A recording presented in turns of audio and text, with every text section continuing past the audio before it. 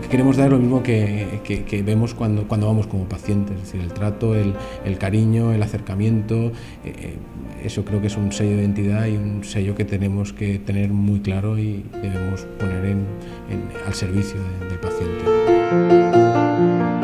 Nuestra prioridad es la persona que hay detrás de cada paciente y sus familiares. Tratamos de prestar una asistencia integral no solo a la persona que pasa por nuestros quirófanos, sino a todos sus allegados que en un momento dado pueden manifestarnos su inquietud e intranquilidad por el proceso que están atravesando.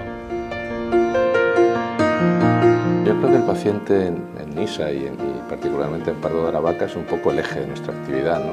El alfa y el omega por el que cada día te levantas y vas a trabajar con más ilusión y más ganas, ¿no? Es lo que te marca exactamente las pautas de cómo trabajar, que es buscando la máxima calidad y la máxima excelencia, ¿no? Para nosotros el paciente tiene que ser a quien nos tenemos que dedicar, ¿eh?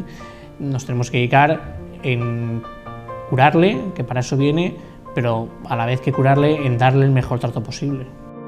Yo creo que lo que más nos diferencia es el enfoque al paciente y nuestra forma de entender al paciente y al médico que lo cuida. Lo que sí que tratamos es que el paciente se sienta cómodo y el médico es muy accesible. Y entonces eso hace que el paciente cuando viene ha sentido que la atención que ha recibido es mucho más directa.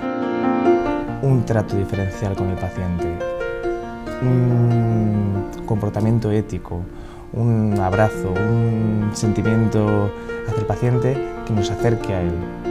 Buscamos esa cercanía de la medicina.